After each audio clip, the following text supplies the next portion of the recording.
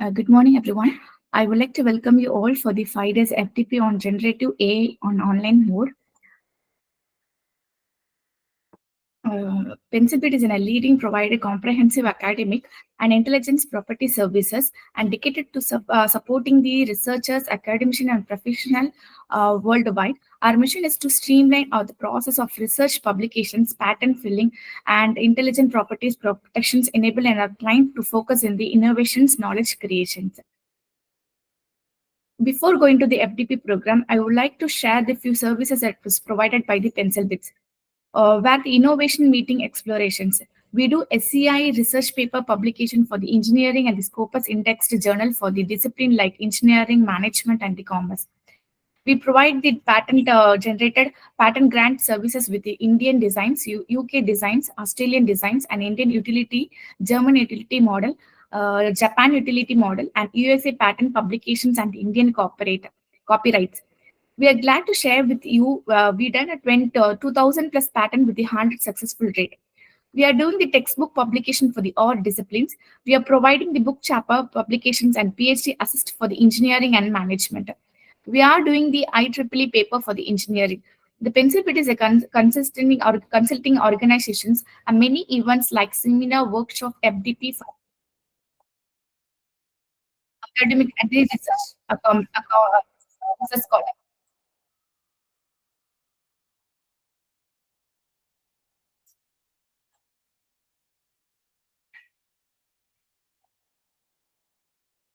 Now it's time to welcome our speaker, Suresh ma'am.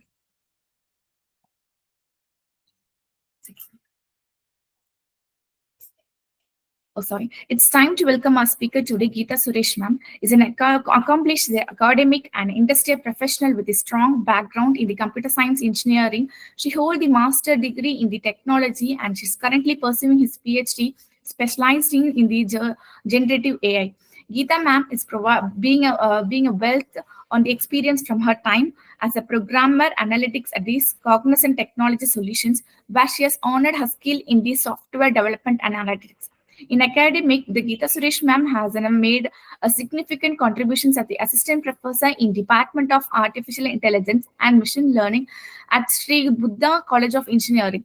She has continued her academic journey as an assistant professor at Mahaguru Institute of Technology, focusing on the cut-edge research in the generative AI and machine learning. Her area of interest lies at the incentive of AI innovations with the particular passions of her exploring the potential on the machine learning algorithm in the various applications. Welcome you, ma'am.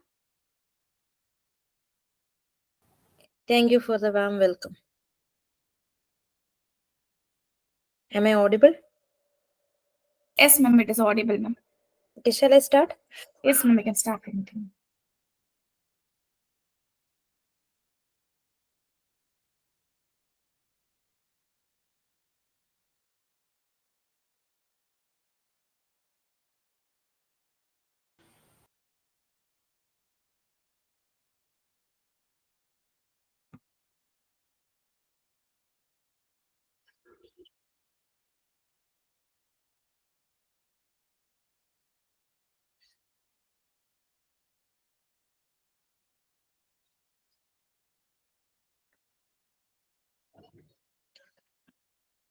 Hello. Am I audible and is my screen visible for you?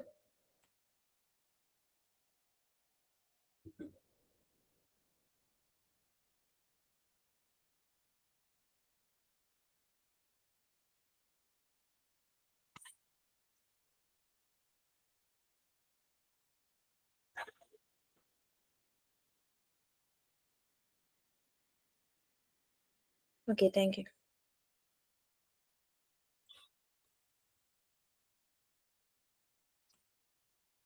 So, as the event organizer said, myself Geetu M. Suresh. So, I am currently working as assistant professor in the Department of AI and ML in Mahaguru Institute of Technology. And my area of interest is mainly generative AI and machine learning algorithms.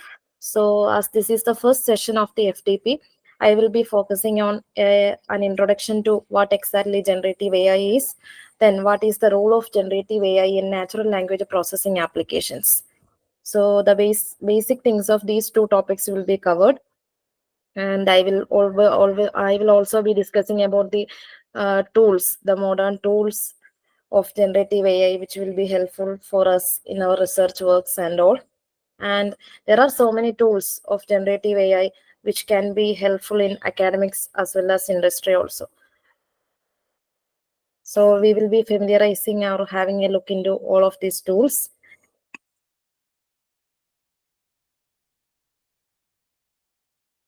So the contents I have planned is a general introduction of what exactly generative AI is, then what is the generative AI interfaces available for various applications, then some of the use cases of Gen AI, then principles of Gen AI.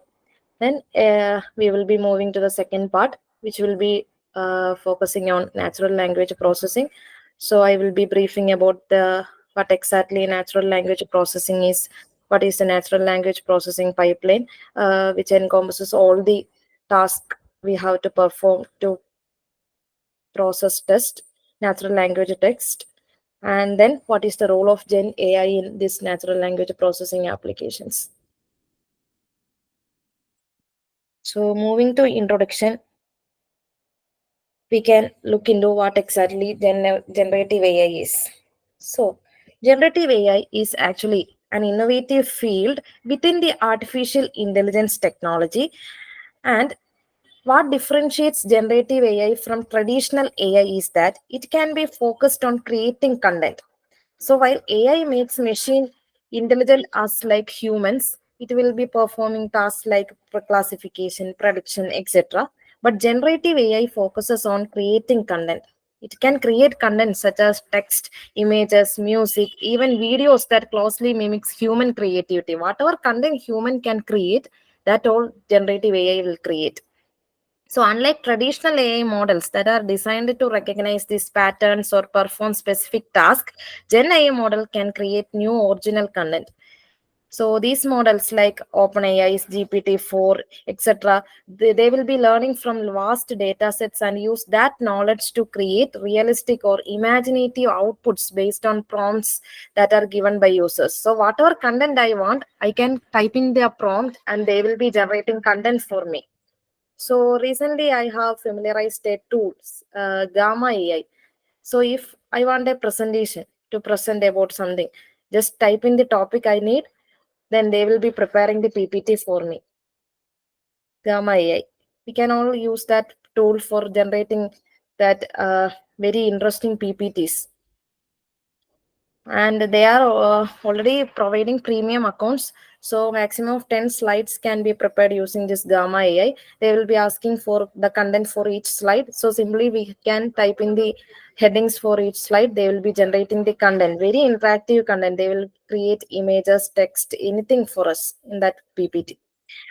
So similar to that, there are very large amount of models like OpenAI's GPT-4, Dell E. They learn from the vast data set and use that knowledge to create realistic or imaginative output based on the prompts given by users. So they are capable of writing coherent stories, producing stunning visuals, or even stimulating human-like conversations also they can do. So the applications of Gen AI are really broad and rapidly growing. So mainly the industries like entertainment, marketing, education, everything, Gen AI is being used to generate personalized content, enhance the creative workflows, and even drive innovations in interactive storytelling. So even though Gen AI has many advantages, like the above I said, but there are also some ethical questions, including concerns about deep fakes, about the intellectual property rights, and the potential for misuse. So, as the technology evolves, it's crucial to balance the capabilities with the responsible usage and clear guidelines to ensure that Gen AI serves as a tool for positive innovation also. So, every technology has both advantages and disadvantages.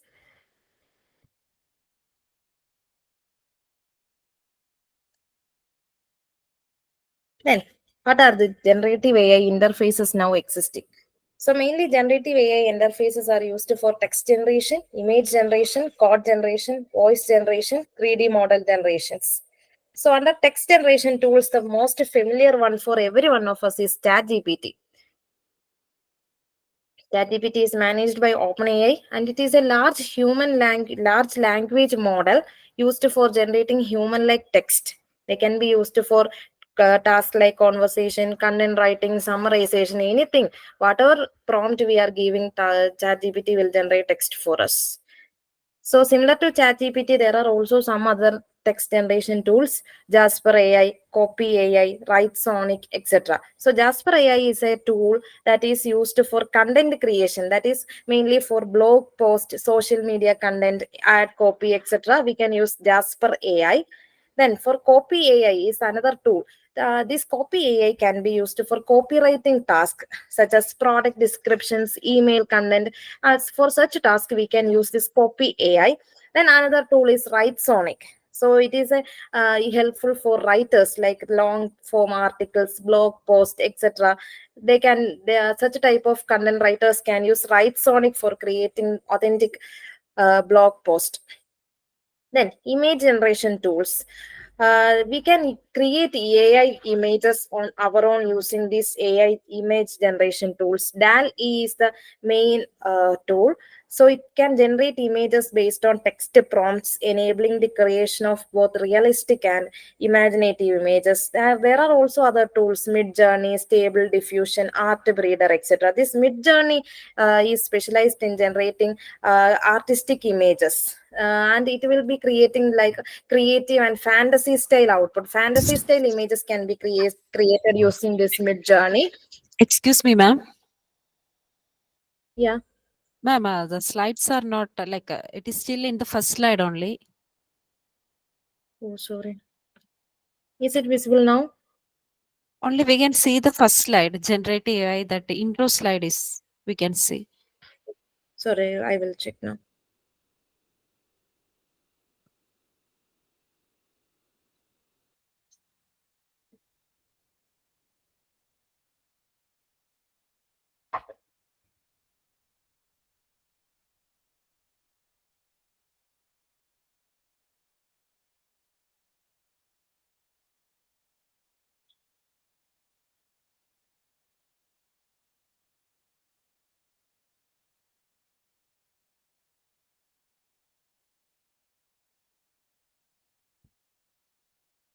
So is it visible now? Yes, madam. So we were discussing about Mid Journey. So Mid Journey can be used for creating that fantasy style images and all. And Stable Diffusion, it is a popular open source image generation model capable of creating high quality images. And this also create normal AI images. And then Art Breeder. Art Breeder can be used to manipulate images by creating artworks and using AI to combine existing image attributes. And this Art Breeder also provides facility to edit the existing images. So these image generation tools also we can use in our research works for adding that images into our research article and all, generating that block diagrams, architecture diagrams, and other real images related to our work. We can use these image generation tools. Next one is the important one, code generation tools. So we are all familiar with the GitHub Copilot. I think everyone will be familiar with the GitHub Copilot, and it is also powered by OpenAI Codex. And this tool will help developers write code by suggesting complete code snippets based on the context. And then there are also other code generation tool managed by OpenAI Codex. And it is a model trained to understand and generate code, capable of writing scripts and solving coding tasks in multiple programming languages. And there are also other code generation tools, Tab9, Mutable AI, Replix Ghostwriter. Then this Replix Ghostwriter is an AI powered tool which is already integrated into the Replit IDE. And this will assist for code generation as well as debugging, and will also provide us with code suggestions. Then the next one is voice generation tools. So there are tools which are capable of generating video generation, etc. So next is the audio and music generation tool. The main one in voice generation tool is Juke Deck. It's an AI powered tool for generating royalty-free music tracks based on the various styles and moods we are providing. And there are also other music generation tools like Aiva, Boomi, Soundraw, etc. Then the video generation tools. Syndesia is the famous video generation tool, and it is an AI-powered platform for creating videos with the digital avatars that can speak in multiple languages. And yesterday, for a content generation, I also used a Pictory. Pictory is a AI tool for generating video, and it is a very easy to use UI, but it will only provide video generation for a 14 days trial period. After that, it is paid. This Pictory tool is paid one, so they are capable of producing very high quality videos, especially for teaching purpose and all. We can generate simple video contents to teach students effectively using this Pictory tool. It is very easy to use, and it also have a prompt to convert text into engaging videos by generating video content from blog post or script using AI. If we upload the text data of a particular topic, it will generate an interactive video content. Then for 3D model also, Deep Motion, GAN Paint Studio, Sloyd, Masterpiece Studio, there are so many tools for 3D model generation as well. So these are some of the use cases for generative AI. So the main applications we are familiar for this use case of generative AI is implementing the chatbots. So anywhere in net banking, other technical support, we have used and we are familiar with the chatbots. Then deploying deepfake for mimicking people or even specific individuals. Then improving the dubbing for movies and educational content in different languages. Then automatic email responses, dating profiles, resumes, etc.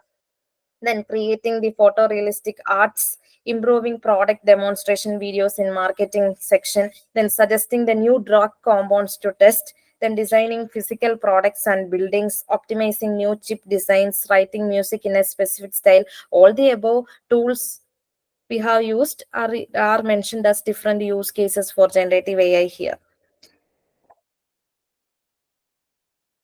Then we are all familiar with the terms AI, machine learning, deep learning, Gen AI, etc. So what exactly, how they are related? So in the dynamic world of AI, we can say that this AI is the umbrella term consisting of all the subfield like machine learning, deep learning, and Gen AI. So AI serve as the broad encompassing concept. So AI does is AI makes machines intelligent as humans.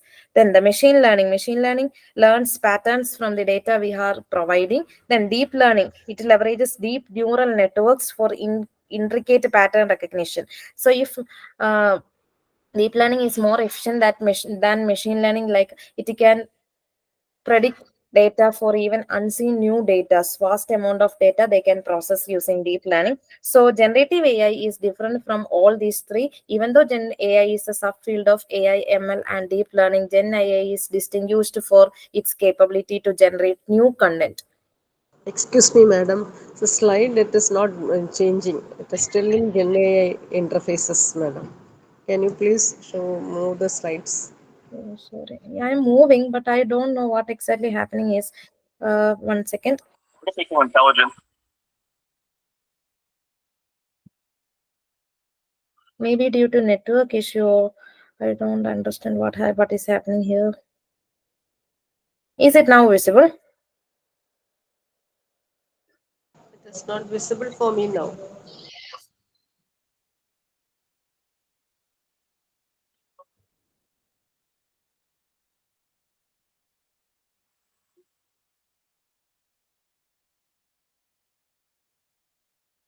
Is it visible now? Yes, madam. Now it is visible. So, shall I move to the slideshow now? Is it visible now? Yes, madam. Okay, if it is not moving, please let me know. Okay, madam. Artificial intelligence versus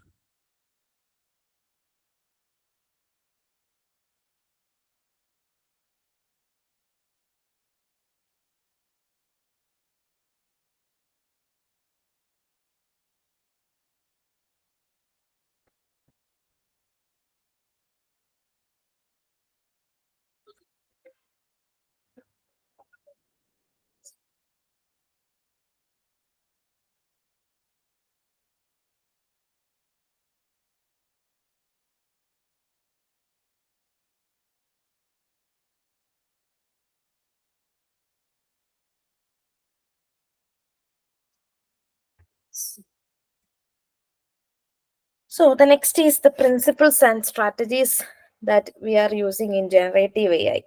So the main principles are solution centricity, data utilization, then ethical AI and responsible implementation, innovation, agility and scalability, tools and framework, then future ready. So the first one is solution centricity.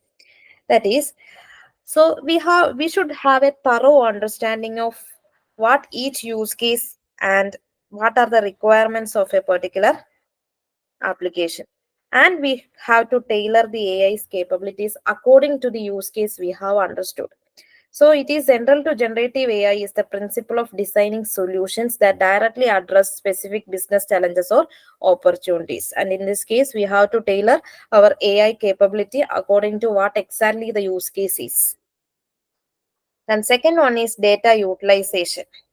So we should be able to deploy the generative AI solution for by comprehensive utilization of the available data. So this involves we should analyze the data, both structured and unstructured data, to inform and enhance the AI model's output.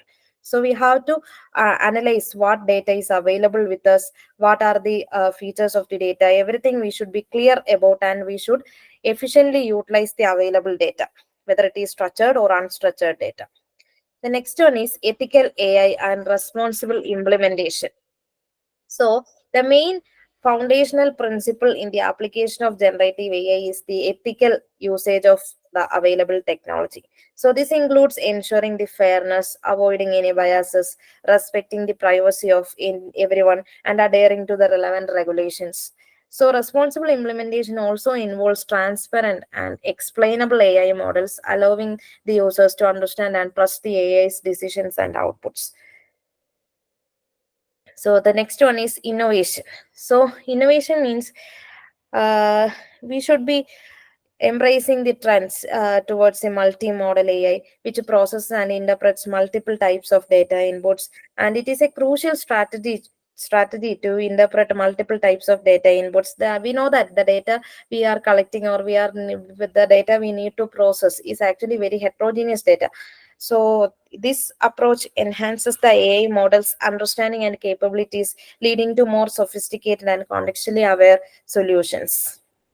The next one is agility, the agility and scalability. And these two principles actually lead to the concept of adaptations. So the generative AI solutions we are developing should be designed for scalability as well as adaptation to changing business. We know that the businesses are changing, the business environments are changing day to day. So if the business is growing, the AI solution should also be adaptable or scalable to the growing business. So they should be allowed for quick adaptation to the changing business environments or requirements, and the scalability, ensuring that the AI solutions we developed can grow and evolve alongside the growing businesses. Then the tooling and frameworks for AI solutions. So for the efficient usage of our AI tools, thus AI solutions, the selection of the appropriate tools and frameworks is very vital. So, for developing and deploying the generative AI solutions, we should select the appropriate tools. So, this includes selection of platforms like TensorFlow, PyTorch, etc. for model development. And if we know that we have to process large amount of data for this AI application, so we should also be aware of the cloud services for deployment and scalability, that because the data volume is increasing day to day. So to process these large volumes of data for storage and maintenance of these data, we also be aware of the cloud services for deployment. Then future ready. So we know that this every technology is a continuous learning process. So staying future ready is a very important principle involving the continuous learning and adaptation of our AI models to new data and emerging trends. So the AI model we have developed should be able to learn learn accordingly and to adapt to new data models and to adapt to new emerging trends in the technology. So this ensures that AI solutions should remain relevant and effective over time. So this is what I planned for an introduction to this generative AI. Then we are moving to the main topic, the applications of generative AI in this natural language processing. So natural language processing, we are familiar with the term natural language processing or NLP actually. So NLP is a technology that is subfield of both AI and machine learning. And what exactly NLP does is it enables the computers to understand natural languages as humans do.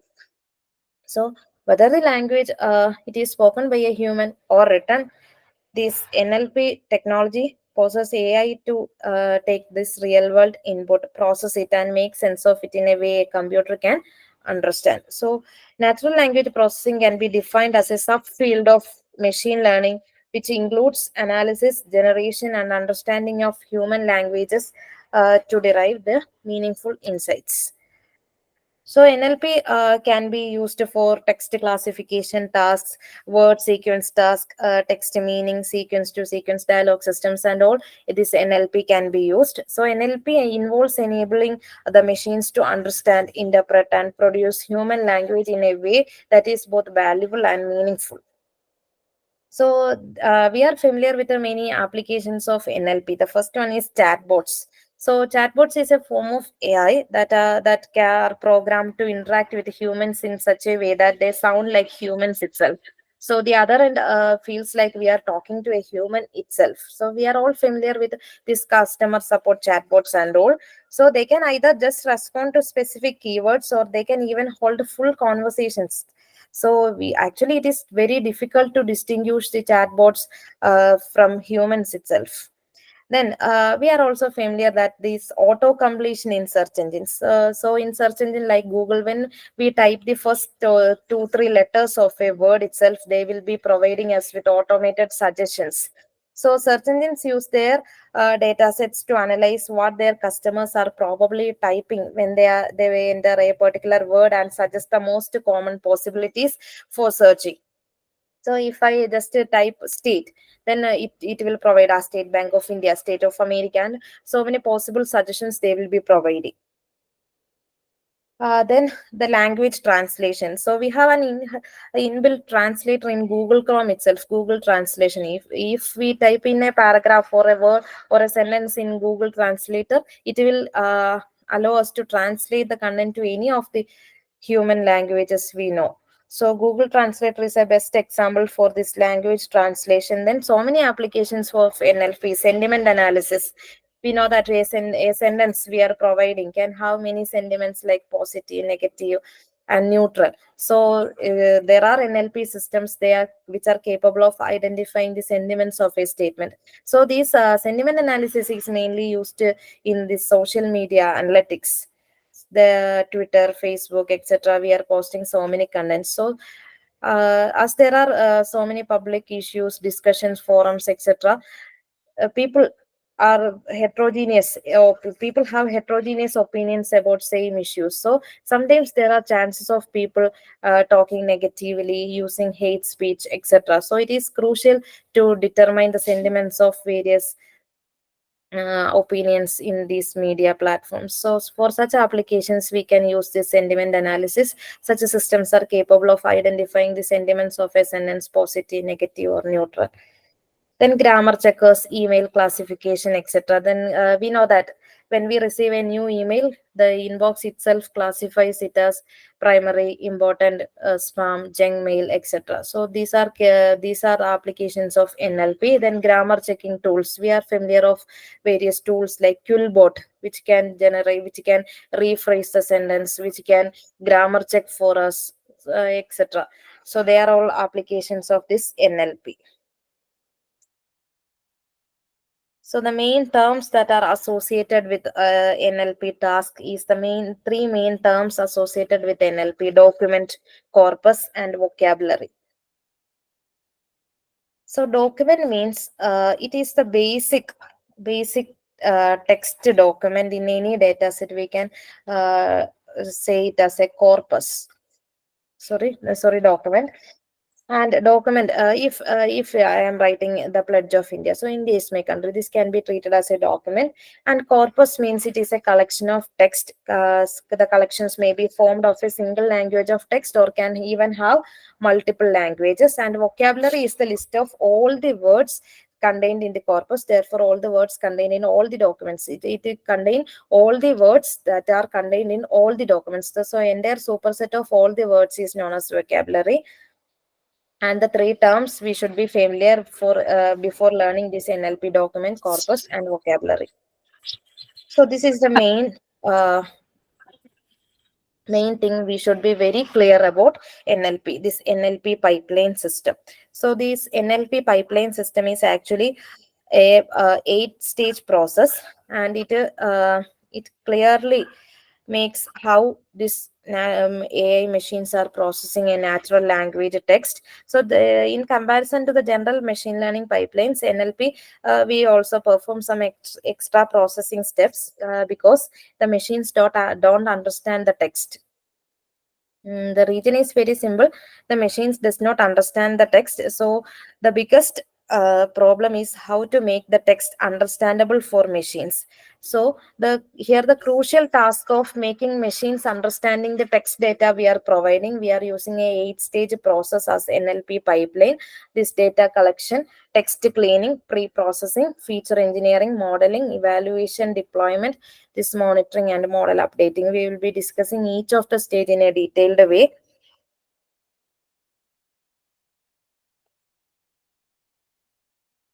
So the first one is data acquisition. So for building the machine learning model, we need the data related to our problem statements.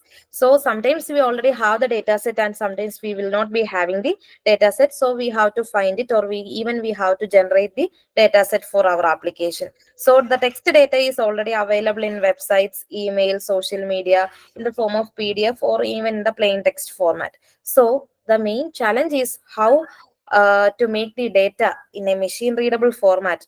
So if it is in a machine readable format, then will it be relevant to our problem? So the first thing we need to understand for the problem or task before searching for the data is we need to understand how much data is available, what kind of data is available, and is it machine readable format. So here now we will be discussing on some of the ways of collecting the data if it is not available in our local machine or database. The standard data or publicly available data sets will be available in the web itself, so we can use sites such as Kaggle to download the data sets and we can use it. And this process is known as publicly available data set fetching. And if the data is directly not available, we will be using some other techniques. So first one is web scraping. So web scraping means it is actually collecting the data from available websites like Wikipedia and all. And there are some tools for performing web scraping like Beautiful Soup, Beautiful Soup, SOUP. It is a famous tool that can be used for collecting data from online sources such as news articles, forums, or social media platforms. We can collect data. Then the image to text. If we have images with having text content, we can scrap the data from the image files with the help of optical character recognition system. So there is a library Tesseract that uses OCR to convert that image to text data. Then PDF to text.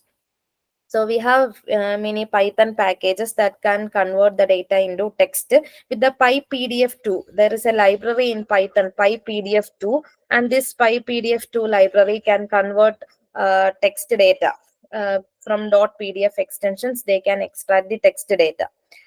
Then next one is crowdsourcing. Crowdsourcing means using platforms like Amazon Mechanical Turk or Cloudflower. Cloudflower is actually a platform and it can crowdsource data annotation task, and it can be used for generate both a labeled data set or unlabeled data set. And Crowdflower or Amazon Mechanical Turk, both tools are used for crowdsourcing. And we can also use text generation tools we already mentioned for dataset generation. These text generation tools are generating synthetic text using techniques like text generation models, ChatGPT, etc.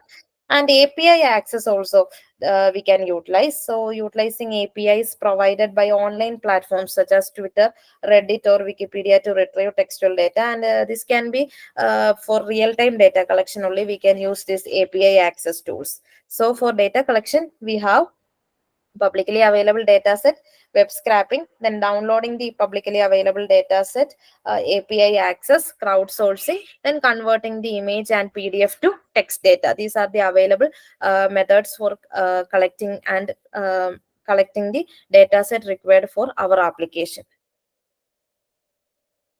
So, as we mentioned, we are using many techniques for generating the data set for our application. The main problem is they are collecting the data from various sources. So, the collected data will be heterogeneous.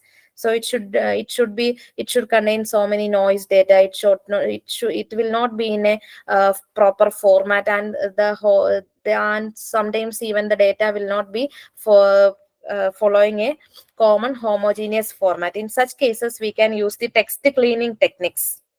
The text may contain HTML tag, hyperlinks, spelling mistakes, or even missing data. So address this type of issues, we can use the text cleaning methods. And the first basic text cleaning method is the Unicode normalization. So if the collected data contains some symbols, emojis, if for social media data and all, the data may contain some emojis, smileys, etc., and which is irrelevant for actually identifying the sentiments of the data. So it may contain symbols, emojis, graphic characters, or special characters. So the one thing we can do is either we can simply remove all these kind of symbols and all, or we can convert this into machine readable text. Both we can do. Either we can simply ignore these kinds of emojis, symbols, etc., or we can convert it into machine readable text. And the second one is regular expressions. So regular expression is a tool. Actually, this can be used for searching the string of a specific pattern. So if our data consists of phone number, email ID, or any URLs, hyperlinks, etc., we can find such text using the regular expression. So after finding the regular expression, we can check for the relevance of the we can check for the relevance of such kind of data. If the phone number, email ID, etc., are not crucial in our application, either we can remove the data, or we can keep them. That entirely depends on our application. Then the next one is spelling corrections. So the main problem in social medias and all is people usually does not use the standard formal English to write content. They will either use their own mother tongue and simply type it in English, or sometimes they may use short forms of various words, that is unofficial short forms, etc., for typing content. So when our data is extracted from the social media, spelling mistakes or inappropriate usage of language is a common issue. So to overcome this problem, what we can do is we can create a corpus or a dictionary of the most common mistyped words and replace these common mistakes with the correct word. That is the main thing we can do. So either we can create a corpus or dictionary of this most common mistype words. Example, we can know, for if hello is a common greeting word we are all using. So in most of the social media networks, when when we are addressing this hello, we simply type HLO. We are not typing this HELLO. Instead, we are using HLO. This type of words are commonly mistyped. So we can create a dictionary of this type of mistyped words. And we can either ignore these type of words if they are not providing much to the application, or we can keep these words if they are relevant to the application. So this is text cleaning. So text cleaning simply refers to cleaning the data for any hyperlinks, emojis, special characters, spelling mistakes, and all. These process are coming under this text cleaning. So the next one is the very important step, this text pre-processing. So NLP mainly works at the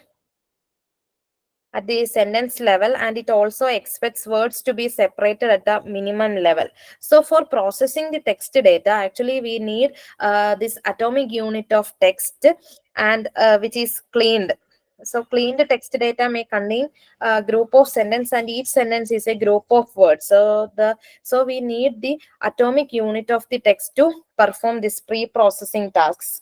So the most important or heart of this NLP pipeline is the text processing stage, and this involves pre-processing the text data to improve the quality and suitability for the analysis purpose. So there are mainly 10 to 12 pre-processing steps we are using in NLP text pre-processing. The first one is lower casing. So any data, any text we have, whether it is in lowercase, uppercase, or in sentence case, the first task we perform is the converting the entire text to lowercase, the converting all text to lowercase to ensure, and this is done to actually ensure the consistency in word representations and to avoid redundancy caused by case variations. So whether the text data is in lowercase, uppercase, or sentence case, we will convert the entire text into lowercase. This is the first step in NLP pre-processing. Then the next one is tokenization. So the tokenization means converting or splitting the text into individual words or tokens. All the words will be divided into individual atomic units. That is tokenization. Then the next one is removing punctuations. Actually, punctuations or punctuators does not provide much to the sentiment analysis or the applications. So the next step is eliminating the punctuation marks such as commas, periods, and exclamation points, etc. Then removing stop words. What do we mean by these stop words? Actually, stop words are the common words such as the, is, and, etc. that frequently occur in a language, and discarding common words such as these type of words will make the text processing easy. So the, is, and, that there's such a kind of words that occur frequently and does not provide much to the meaning of the text may be removed, and this step is known as stop word removal. And this next one is stemming or lemmatization. Actually, this stemming and lemmatization are used to reduce words to their base form, which can help reduce the vocabulary size and simplify the text. So the stemming simply involves stripping the suffixes from words to get their stem, and lemmatization involves reducing words to their base form based on their parts of speech actually. So both the process are converting words to their base form, but lemmatization is the efficient one. Stemming may sometimes lead to inappropriate or mistaken words. If we are implementing any application, we can just simply give a set of words into the NLTK library, and we can process the stemming and lemmatization. So for sample such a kind of word, stemming will output SAM PL only. So sometimes stemming will provide inaccurate result. So this step is common for stemming. This step, stemming and lemmatization, is commonly used in almost all NLP tasks such as text classification, information retrieval, and topic modeling. Then spell checking. So once the data is divided into atomic units or tokens, the next step is to correct spelling errors to ensure the accuracy of the text data. So any type of spelling mistake will be removed.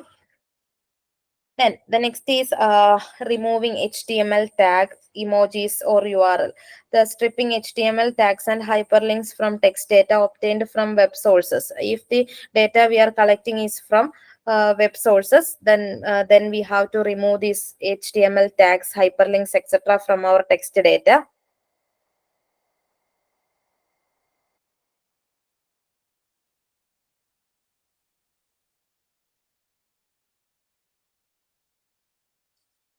Then the next one is removing the digits or punctuation. So this step is used to remove digits and punctuations from the text. This is useful in all the NLP tasks such as text classification, sentiment analysis, and even topic modeling. Then handling of numeric values.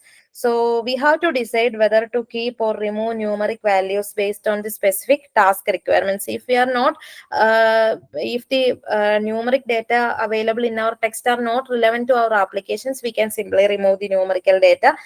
Then POS tagging. It is the main important pre-processing step in the NLP pipelining, POS tagging. So POS tagging involves the assigning of a parts of speech tag to each word in a text. The tokenized word each will be assigned with a parts of speech. So we are already familiar with the parts of speech in English: grammar, noun, verb, adverb, adjective, etc. So for each text word we are dealing with, we will be assigning a POS tag for each of the atomic unit, and it is also used mainly for tasks such as named entity recognition, sentiment analysis, as well as machine translation and all. Then the named entity recognition. So in the text data we have extracted, there will be various named entities such as persons, locations, places, organizations, etc. So the next main task is to identify and classifying the named entities in our text, such as people, organizations, and locations. And this step is commonly used in NLP tasks such as information extraction, machine translation, and QA systems. And all we will be using this named entity recognition. So the main steps we have discussed is tokenization, and tokenization means the process of segmenting the text or dividing the text into atomic units or a list of tokens. And in the case of sentence tokenization, the token will be sentenced, and in the case of word tokenization, the tokens will be words. Whatever the input is, we will be dividing it into the atomic units. And it is a good idea to complete the tokenization in as the first step itself. And next one is lowercasing. Lowercasing means whatever the text data we have which is in lowercase, uppercase, or sentence case, we will convert the entire text into lowercase letters, and this also be helpful for text classification, information retrieval, etc. And the next one is stop word removal. So the stop words are the frequently used words such as the, and, a, etc. A and the, etc. are the stop words, and they usually does not provide much meaning to the text, so they can be removed from the text during pre-processing because they does not carry much meaning and may cause noise in the data. And the next one is stemming or lemmatization. And stemming and lemmatization both are used to reduce words to their base form, which can help reduce the vocabulary size and simplify the text. Stemming means stripping off their suffixes from the words to get their root word, and lemmatization involves reducing words to their base form based on the parts of speech. So this lemmatization can also be defined as converting the words to their dictionary form. Lemmatization can be described also as mapping words to their dictionary form, and stemming can be defined as reducing words to their base or root form by removing the suffixes. Then removing digits, punctuation, HTML, etc. URLs. So stripping HTML tags, hyperlinks, etc. Then deciding whether to keep the numerical values are relevant or not. If they are not relevant, we can simply remove the numerical data. And then POS tagging, it is the main important part of this pre-processing stage. And this POS tagging involves assigning a part of speech tag to each word in the text. And this step is commonly used in any of the NLP tasks such as named entity recognition, sentiment analysis, etc. So we in this we are familiar with these parts of speech in English: grammar, noun, verb, adverb, adjective, etc. And we can tag each of the tokens in our text data to any of the to the matching POS tag. And this can be helpful in named entity recognition, sentiment analysis, as well as machine translation process. And the next one is named entity recognition. We know that the text data may contain names of the entities in text such as people, organizations, locations, etc. So it is crucial to identify the named entities. So this also can be used for tasks such as information extraction, machine translation, QA systems, etc. So these are the steps in text pre-processing. So in some architectures, they show this text cleaning and text pre-processing as a single stage itself, mentioning that regular expressions, normalization, etc. also under pre-processing. In some architectures, there will be only 7 stages, and merging this text cleaning and text pre-processing in a single stage itself.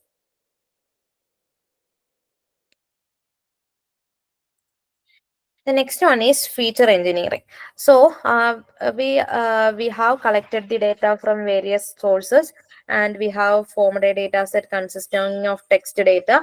And the next, we have cleaned the data. We have done all the pre-processing steps, but still the data in our hands is in a text format. So in order to process for the machine learning algorithms, actually they can't process the text data directly. So we have to represent the text data in a numeric vector form, such that these machine learning algorithms can actually understand the text attribute. So in NLP, the process of feature engineering is actually known for the text representation or text vectorization. And this feature engineering actually means representing the text data in a numerical vector form, or transforming the raw text data into numerical features that can be used as input to these machine learning models. So there are mainly 2 common approaches for text representation. So just for the knowledge only, I am telling this classical or traditional approach,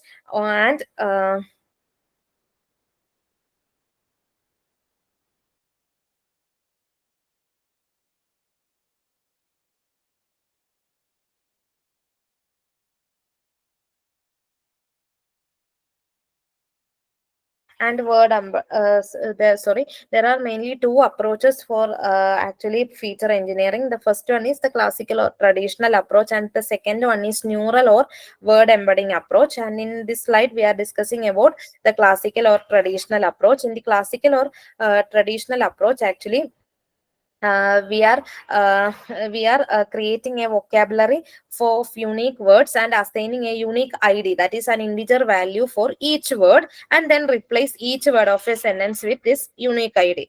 So in this traditional approach, what we are doing is we are going to create for a vocabulary of unique words in our document, and this unique, for each unique words, we are assigning a unique ID or integer value for each word, and then we are replacing each word of the sentence with this unique ID. So actually the text data we have collected will easily become say numeric data that we are using here. Each word of the vocabulary is treated as a feature. So when the vocabulary is large, then the feature size will become very large. So this makes actually tough for the ML model, that the number of features will be increasing drastically when we are doing this, but this is easy to do and simple to implement.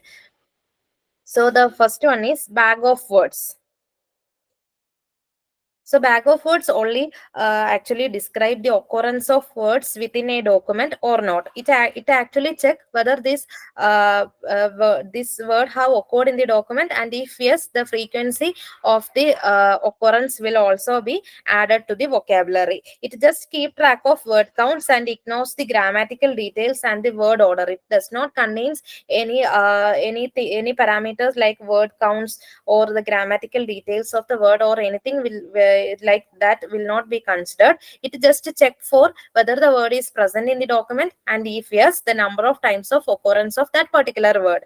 So bag of words is a particular representation model that is used to simplify the content of a selection of text, and the bag of word models omits grammar and word order, but is interested in the number of occurrences of words within the text. So here as an example, I have mentioned 2 different sentences. Well, said John, and there, said James. There. I have 2 sentences with me. So how to represent this sentences in the bag of words representation as a dictionary. I am doing like I am searching for the unique words. If a word is repeated for more than one time, two time, any time, I will be using only one time each word. I will be searching for the unique words in the both sentences, and then I will check for the frequency of each word in the sentence. So here the unique words are well, said, John, dare. Then said already I have mentioned, so no need of writing said for the second time. Then James, etc.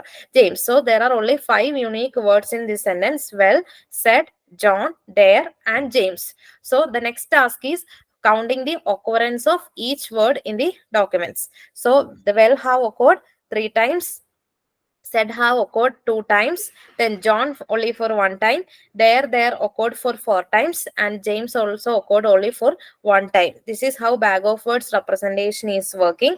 So these all have inbuilt library functions in the NLTK library. So this is easy to implement implement using this NLTK library. So bag of words is a particular representation model just for identifying the unique words and then marking the frequency of occurrence.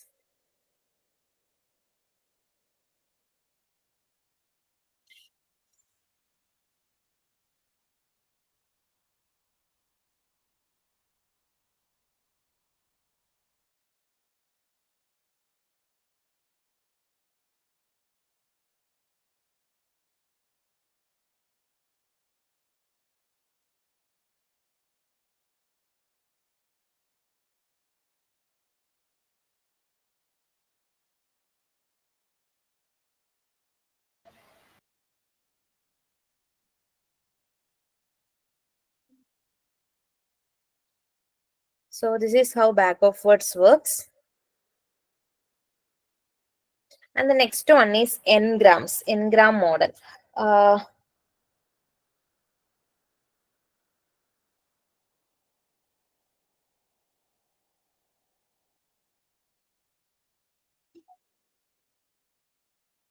this n-gram model is also actually known as bag of n-grams. So the continuous words, symbols, or token sequences are known as n-gram representations. So in this, adjacent group of items in a documents are considered. So in n-gram, actually n represents a positive integer, and this n can have any values from 1, 2, 3, 4, etc. And depending upon the value of this n, n-grams can be classified into the following types. If the value of n is 1, we will be mentioning it as unigram. If the value of n is 2, it will be mentioned as bigram. And if the value of n is 3, it will be trigram. And for any other values greater than this 3 and all, we will be mentioning it in a generic manner as n-gram itself. So this n means how many continuous words or symbols or token sequences we are considering. So if we are considering only one words for the generation of these sequences, we will be treating we will be mentioning it as unigram. For if we are considering consecutive two words, then it is bigram. If we are considering 3 words, then it is trigram. So in unigram, the value of n is 1. It means taking only one word at a time. And for bigram, the value of n is 2. It means taking 2 words or tokens at a time. And for trigram, the value of n is 3. And it means taking 3 words or tokens at a time. So n-gram is another representation model for simplifying the text selection content. As opposed to the orderless representation of this bag of words, n-grams model is interested in preserving contiguous sequences of n items from the text selection. For the sentence we have seen above, we can just look how this unigram, bigram, and trigram works. So the sentence here is there, said James, there. This is the sentence. So an example of trigram model for the above example is we will be forming a group of 3 consecutive words. So here, there, said. This is the consecutive first group. This there, said. the first group will be this, there, said, then there, said James, then said James, there. So we will be starting with first word.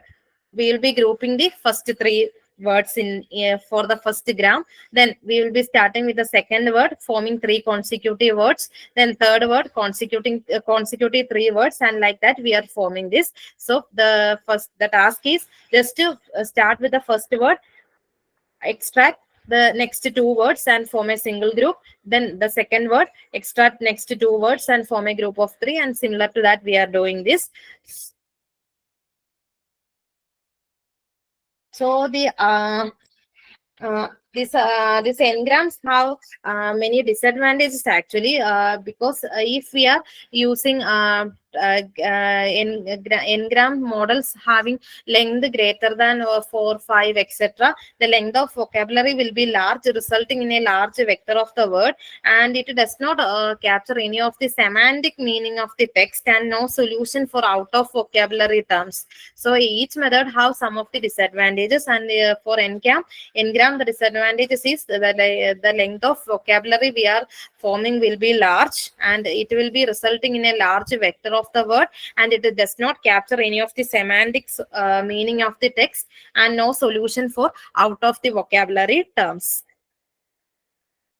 The next one is one-hot encoding. It is the simplest method of feature engineering. And in one-hot encoding, what we are doing is we will be converting words of our document in a vector, and by combining all this, we get a single document, so that at the end we have a two-dimensional array.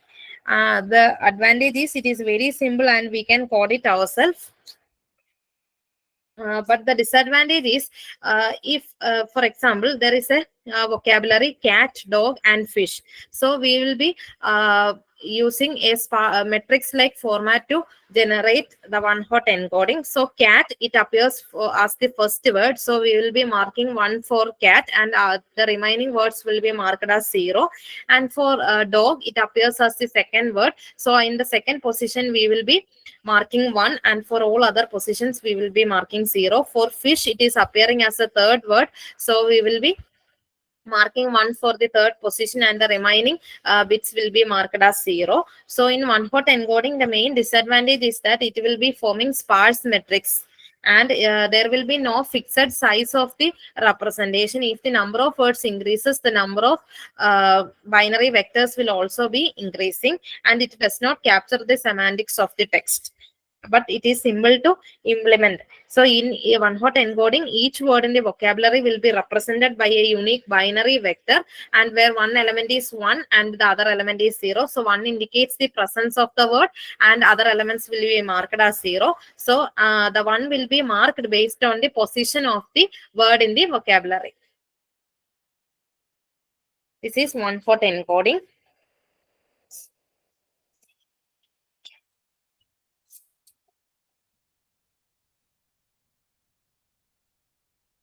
The next one, or the last one, is TF-IDF representation. So in the above three representation, one-hot and engrams, or this one-hot encoding, bag of words and engrams, each word is treated equally. So actually the relevance of the words in a text will be different for each word. So this should also be taken into account while representing this feature engineering. So the most efficient technique is TF-IDF, and TF-IDF is actually the short term for term frequency and inverse document frequency. So in this representation, we should be familiar of the two words, term frequency and inverse document frequency. So term frequency means it is a measure of the occurrence of a word in a given document. That is how many times a word have occurred in a given document, and or it can be defined as the ratio of the number of occurrences of a word in a document, and this can be find out by dividing the number of occurrences of a word in a document by the total number of terms in a document. So TF of T comma D, where T is the term and D is the document, and it can be find out by dividing the number of occurrences of term T in document D divided by total number of terms in the document D. The next one is inverse document frequency. So inverse document frequency measures the importance of the word across the corpus. So it check for the relevance of that particular word in the corpus, and it down the weight of the terms which commonly occur in the corpus and up the weight of the rare terms. So IDF can be found by taking the logarithm of the quotient of total number of documents in the corpus divided by number of documents with the term T in the corpus, and TF-IDF score is actually calculated by dividing by taking the product of TF and IDF value we have calculated. So TF-IDF is equal to TF into IDF, where this TF-IDF score represent the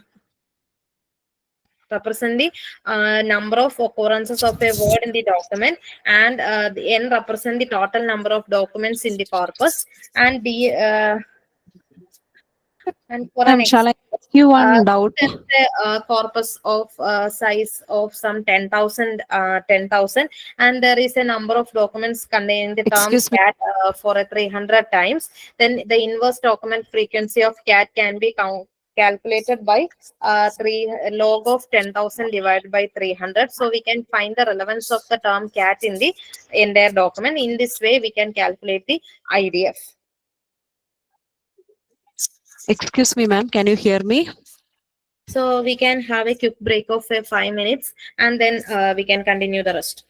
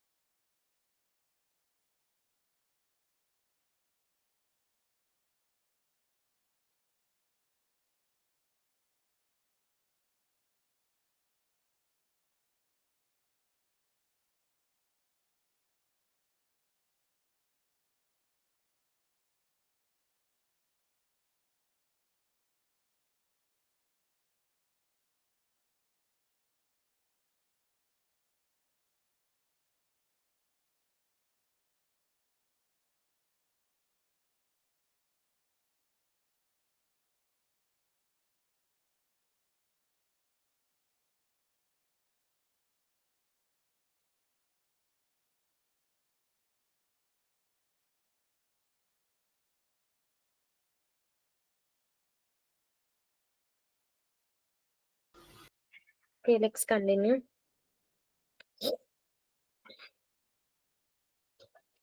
So in this slide, I have made a comparison of the all the above methods we have discussed. So for all the methods we have discussed, whether it is one hot, bag of words, engrams, or TF-IDF, all they are processing at the word level itself, and each one have their own advantages and disadvantages. For one hot encoding, we already mentioned that it is simple and easy to implement, and it is ideal only for small vocabularies. Otherwise, it will be leading to sparse metrics. And for disadvantages, it will be high dimensionality, because as the vocabulary size increases, then the size of the vector will increase, lead to sparse vectors, and does not capture any of the semantic meaning of or the context of the text data. Then the bag of words, and it also process in the base level of word level, and it is also simple and easy to understand, and it works well for small data sets, as there are limited number of vocabulary, and it is easy to maintain the unique words and their count. And for disadvantages, it also does not consider the word order or context, and this will also lead to high dimensionality if the vocabulary size is greater, and it also treats each words as equally important, and it does not perform any analysis over the frequency of data we have calculated. And in engrams, it also works at the word level or phrase level, and it captures some context by considering the word sequences, and it is also useful for distinguishing phrases, and it will also lead to high dimensionality if the number of if the value of n increases. And I have already mentioned that if the value of n increases, it will also lead to high dimensionality, and it also may still miss long range dependencies. And for TF-IDF, it works at a word level, and it have the unique capability to weight important words and downweights the common ones. When we calculate the TF and IDF, we will get a clear picture of how important each words are in the vocabulary, and it improves the bag of words for relevancy. And the disadvantage of TF-IDF is similar to all the other we have mentioned. It also ignores the word order and context, and it can also be lead to high dimensional and may not handle the semantic relationship between words in the vocabulary. And the next one is model building. So once the data is what we have discussed so far is collecting the data, cleaning the data, pre-processing the data, and now we have represented the data in a numeric vector form that machine learning algorithms can easily process. And the next crucial step is to build the model that can efficiently perform the text classification, sentiment analysis, or information extraction task on the dataset we have provided. So this is the model building stage, and in this model building stage, actually three different types of methods we are using: heuristic based models, machine learning based model, and deep learning based model. So in heuristic based model, we have mainly two different methods: lexicon based and wordnet. So first we can we can see what is this heuristic based model. So if we have the if we are having only a few number of data, then we can use the heuristic approach. And actually the heuristic based approach is can be used for the data gathering task for this machine learning or data deep learning model. And for performing this heuristic based model, we are using regular expressions. So in heuristic based model, there are two different types of methods. The first one is lexicon based sentiment analysis, and second one is wordnet.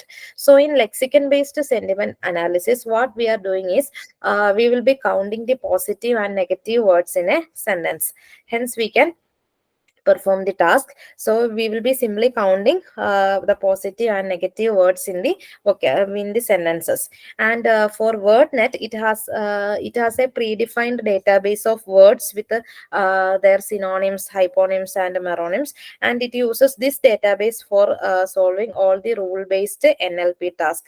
So lexicon based sentiment analysis means it simply counts the number of positive and negative words in a sentence, and based on this count only. They are predicting whether the text or vocabulary, whether the data is positive, negative, or neutral. And in WordNet, they already have a predefined database of words, and for each entry of word, they will be maintaining the synonyms, hyponyms, and meronyms of the word. And this database can be used for the all the role-based NLP task.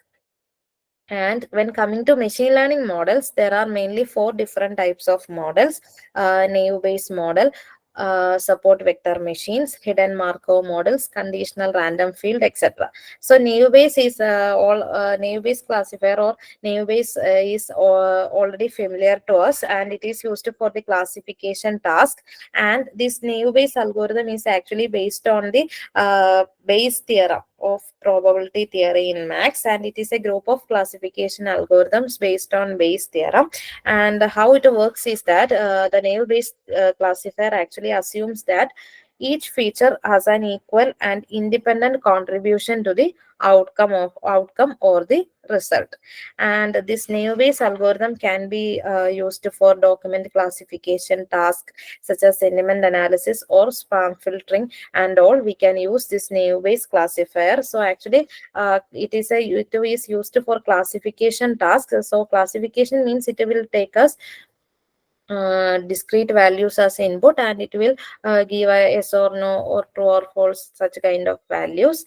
And this in naive-based, it treats each feature of the data set as an equal and independent contribution to the outcome or layer or their class. Each feature have independently contributed to determine the class of the data. And the next one is support vector machine, and support vector machine is also used for performing classification tasks. And we know that support vector machine is a supervised learning algorithm, and it can be used for both classification and regression analysis. So what is actually support vector machine means? Support vector machine is actually uh, uh, consider a plane where positive and negative examples can be separated by a separating lines, and the task is to find the best line that can separate the positive and negative examples each other. And that perfect line, it attempts to find the best hyperplane that separate the data points into different classes, that is the positive and negative examples. And the aim of the support vector machine is actually to maximize the margin between this line of separation or this plane of separation known as hyperplane and the closest data points. So the closest data points to the hyperplane is actually known as support vectors, and the perpendicular distance between these support vectors and hyperplane is known as margin. So the aim of the support vector machine algorithm is to classify or find the best hyperplane that can efficiently separate these positive examples from negative examples, and to as well as to maximize the margin between the hyperplane and the support vectors. Margin means the perpendicular distance between the closest points to the hyperplane. So in the context of NLP, the support vector machine is often used for text classification tasks such as this sentiment analysis or topic classification. Then the hidden Markov model. So in hidden Markov model, we know that HMM is actually a statistical model, and it can be used to represent the sequence of observations that are generated by a sequence of hidden state. So in the context of NLP, usually hidden Markov model can be used for the speech recognition, part of speech tagging, and named entity recognition. We can use HMM, and HMM can efficiently perform this POS tagging in named entity recognition, etc. So how the basic principle of working of this hidden Markov model is that it assumes that the state transitions are dependent only on the current state, and the observation is dependent only on the current state. So HMM works only on the basis of the current state under observation. So actually it is a statistical model, and it is used to represent a sequence of observations that are generated by a sequence of this hidden state.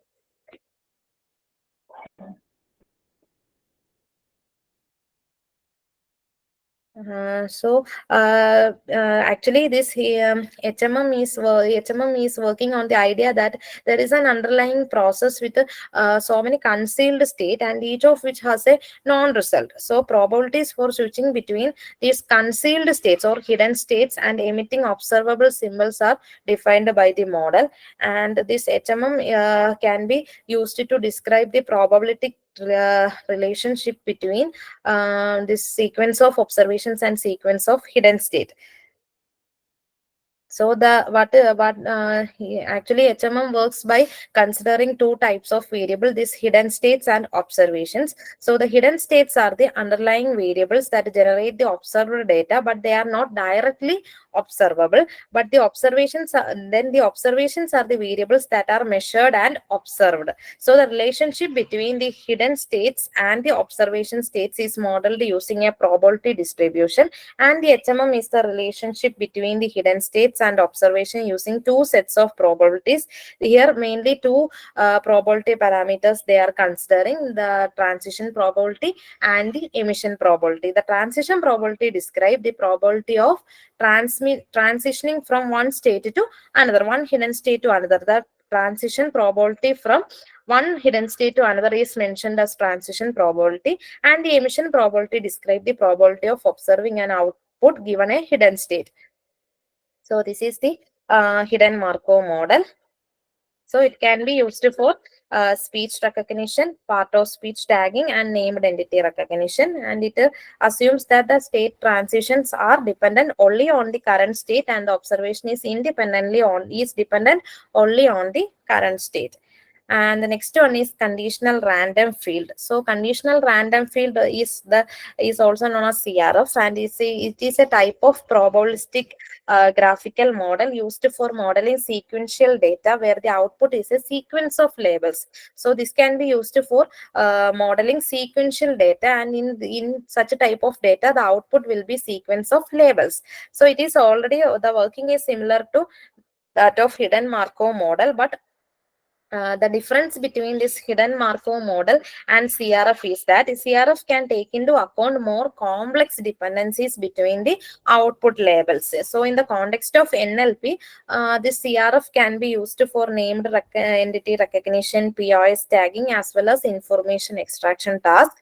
And CRF can handle more complex input features, making it more powerful than HMM. So when comparing the performance of this HMM and CRF can handle more complex input features, and it is also more powerful than HMM. The last one is deep learning model, and in deep learning model we are discussing recurrent neural network, long short-term memory, and gated recurrent unit. So RNN is already familiar for all of us, and it is a particular class of artificial neural network, and they can be created with the goal of processing sequential or time series data. The main feature of their RNN is they can process sequential or time series data, and the primary usage of RNN in NLP is including the language translation, speech recognition, sentiment analysis, natural language production, summary writing, etc. and all. So unlike this feed-forward neural network, RNN always includes a loop or cycle that is already built into their architecture, and that cycle or loop, it acts as a memory to hold on to information over time. So this is the main difference of this. The addition of this loop or cycle that acting as a memory is the main factor that distinguishes that RNN from all the other feed-forward neural network, and this also enables the RNN to actually process data from sources like natural languages where context is crucial. The basic concept of RNN is that they analyze input sequences one element at a time. So they can process the data or input sequences in a way where one element is only treated at a time, and this helps in maintaining a track in a hidden state that contains a summary of the sequence previous elements. So the hidden state is updated at each time step based on the current input and the previous hidden state. Doing this in a manner like updating each time based on the current input and previous hidden state, the RNN can capture the temporal dependencies between the elements of the sequence, and using this temporal dependency data, they are actually making all the predictions.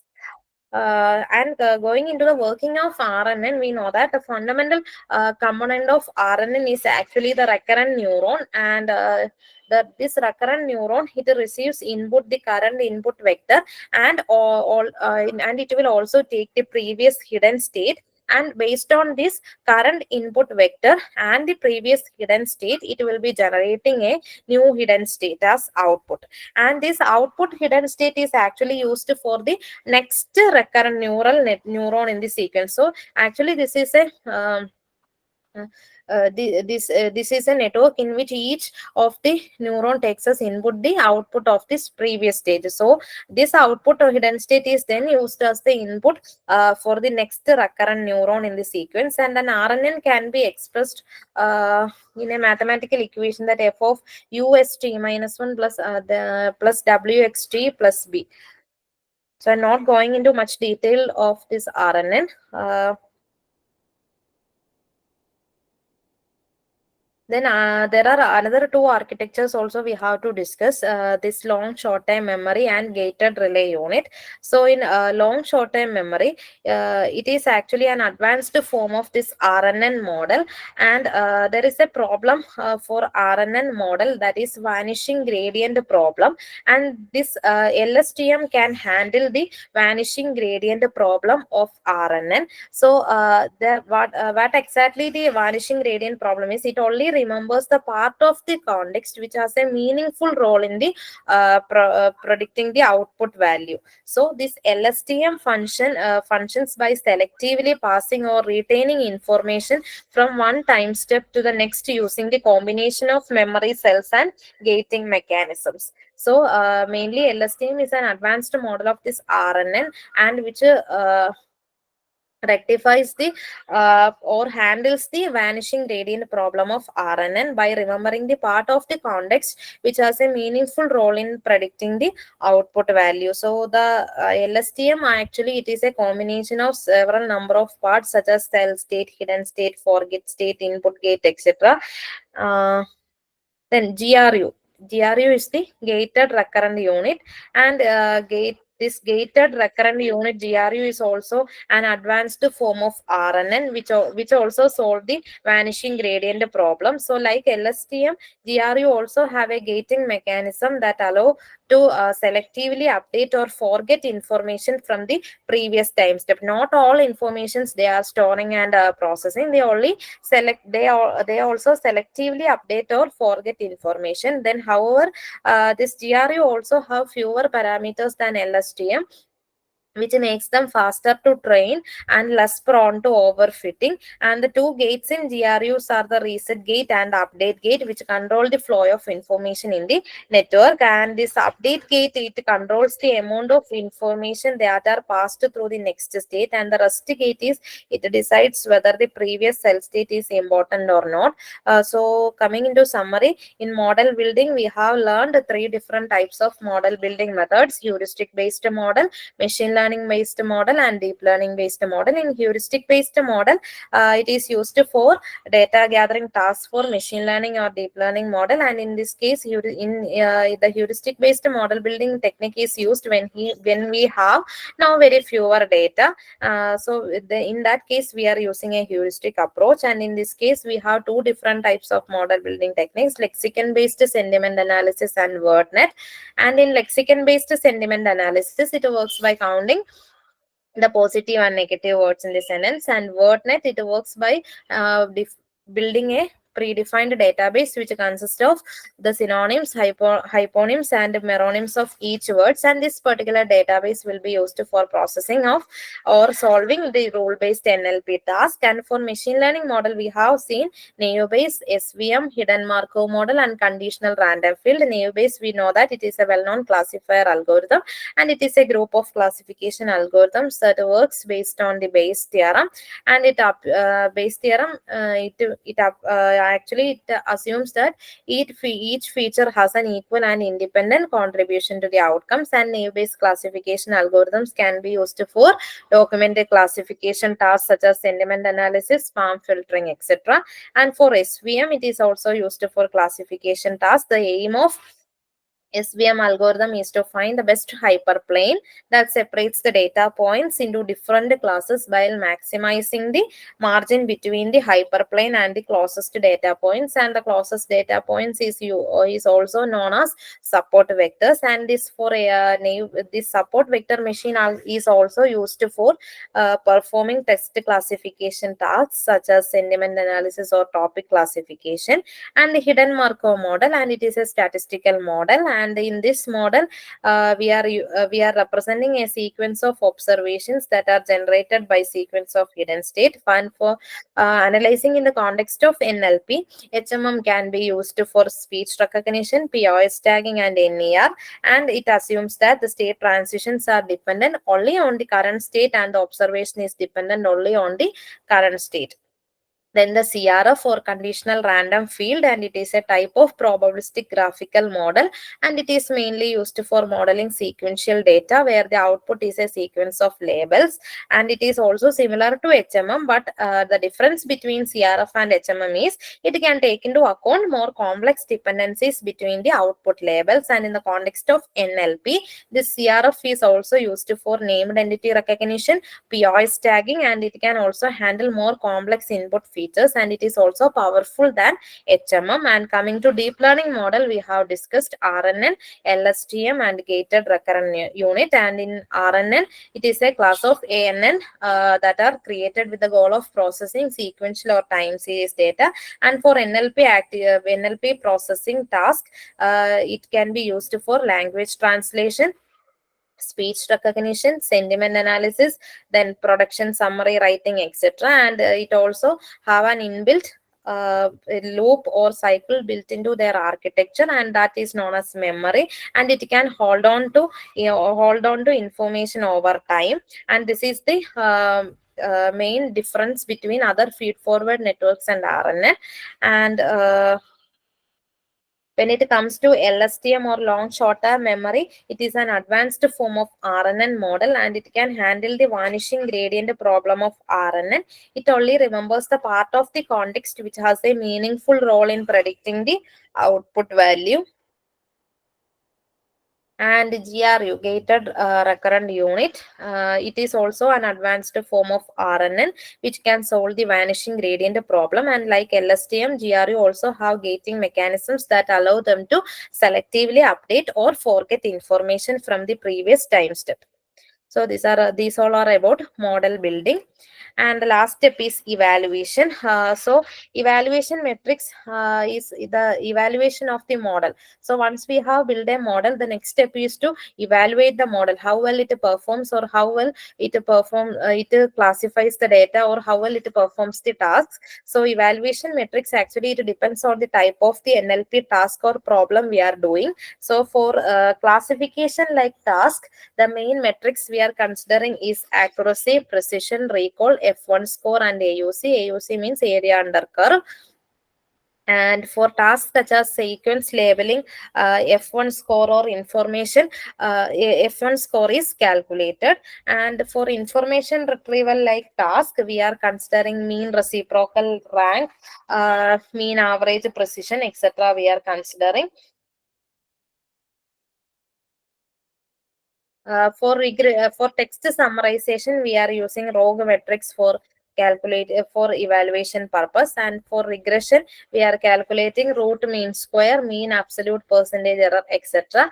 Then for text generation task, we are using BLEU, that is bilingual evaluation understanding, and it measures the similarity between the generated translation and on or more reference translation. So this is BLEU. Perplexity, etc. are used for text generation purposes. And for machine translation, also we are using this bilingual evaluation understanding. These are the evaluation metrics. I think this accuracy, precision, recall, every parameters are already familiar for all of you, as we are all dealing with these type of research works.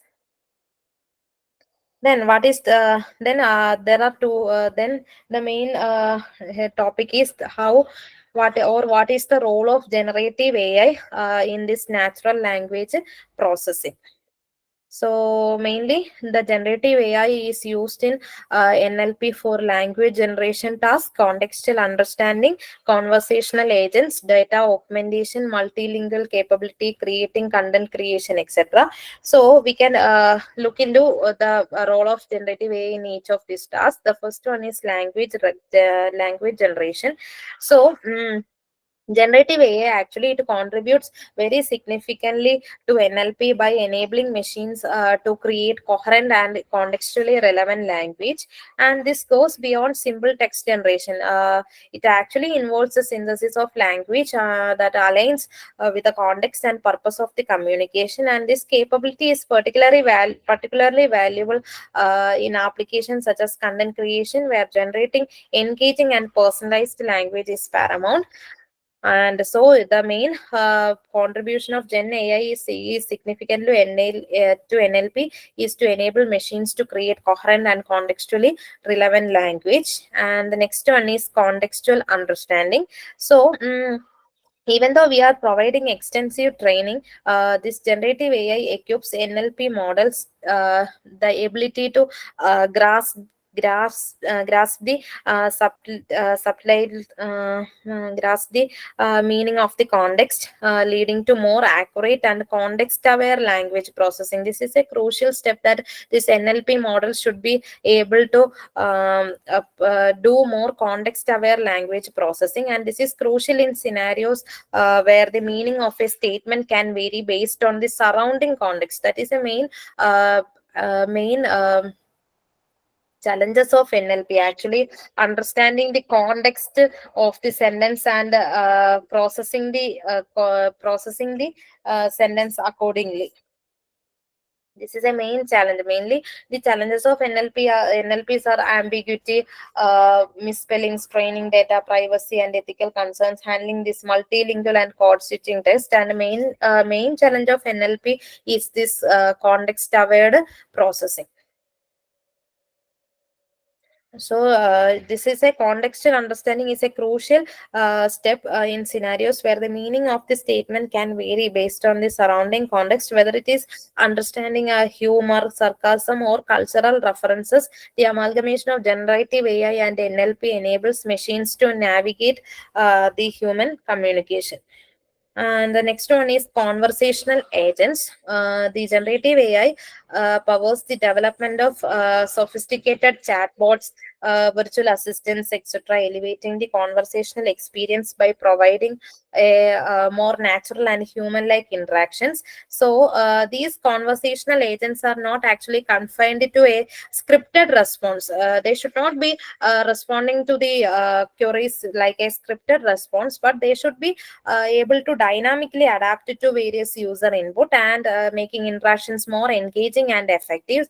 This has significant implications for customer support, where an empathetic and context-aware response can enhance the user satisfaction. So, like this should be, this generative AI models used for this conversational agent should pass the Turing test efficiently, because they should not be easily distinguishable from humans, and they should behave so dynamically like a human and response in a more context aware empathetical manner. And the next one is data augmentation. So generative AI aids actually NLP models to overcome the issues related to data scarcity. Not always the data set will be readily available. So in such cases where generating synthetic data, generative AI should aid NLP models to overcome the data scarcity issues, enhancing their training and performance. So, in NLP, the quality and diversity of training data plays a crucial role. So, Gen AI can generate additional training samples, simulating a broader range of linguistic sentences, etc. And this in turn improves the robustness of NLP models, making them more adept at handling real world variations in the language use. So this is a very very important role of generative AI in NLP to generate the synthetic data. So for many applications, we know that data set is not available, or data we are facing with the data scarcity issues. So enhancing the training and performance, we need a large amount of training data. So for training purpose, we can use Gen AI tools to generate additional training samples simulating a broader range of linguistic scenarios. So the next one is multilingual capabilities. This generative AI facilitate NLP models to comprehend and generate content in multiple languages, breaking down linguistic barriers and fostering that global communication issues. And the ability of Gen AI to seamlessly switch between various languages, and it can also maintain a linguistic accuracy. And it is a testament to the versatility that generative AI brings to NLP. And this is particularly valuable in a connected world where cross-cultural communication is increasingly prevalent. So this Gen AI provides much to NLP to provide or handle multilingual languages. And it also provides the NLP systems the ability to seamlessly switch between languages and maintain a linguistic accuracy. And it can also help to provide valuable insights about the cross-cultural communication in our world. And the last one is creative content creation. And the integration of generative AI in NLP allows for the creation of creative and engaging content, from marketing materials to personalized recommendation. And this is not limited to generating any text. It also extends to the synthesis of diverse media types, including images, videos, etc. And in marketing, we can use AI in digital marketing can assist crafting compelling and copy or generating visually appealing content tailored to specific audience. For marketing purpose, Gen AI plays a crucial role with the help of NLP. For the creation of creative and engaging content for marketing materials, and to provide personal recommendations to all the customers. So actually, the infusion of generative AI into NLP has a transformative implications for businesses, and the impact extends across various facets of operations, bringing about efficiency gains, improved user experience, and new possibilities. And if we are viewing the role of Gen AI in a customer-centric perspective, businesses witness a notable enhancement in customer interactions. Advanced chatbots powered by Gen AI and NLP can understand user queries in context, providing more accurate and personalized responses. This not only improves customer satisfaction but also contributes to the overall brand image by showcasing a commitment to the cutting edge technology. And moreover, uh, the automation of content creation also becomes a reality with this generative AI and NLP. Businesses can leverage these technologies to generate marketing materials, product descriptions, and other content at scale. This not only saves time and resources but also ensures consistency in messaging across different channels. And this is not only confined to these customer facing applications. And generative AI in NLP streamline processes by also automating routine tasks that involve this language processing, whether it is drafting an email, summarizing the documents, or extracting insights from large volumes of text data, etc. The collaboration of Gen AI and NLP amplifies the efficiency of knowledge. And for researchers also, there are so many Gen AI combined with NLP tools for making the research processes easy. There is a tool known as Sky Summary, SCISUMMARY, Sky Summary tool, and which can generate summaries of research articles simply in an easy manner. So just we have to upload the research article, they will generate the summary for us. And for there is also another tool for this research work, Skyspace, SCISPACE. And for this, Skyspace can easily generate literature reviews, then it can easily find out the insights of each research article. If we are uploading a paper, and if we are uploading simply a paper, the tool itself identifies the relevant literatures for the paper, perform a literature survey, and they will clearly provide us with the methodology, data sets used, what are the features, feature extraction, classification algorithms, and the results of each literatures, and the advantages and disadvantages of each research article. And they can help very much in such a literature review task, sky summary and sky space.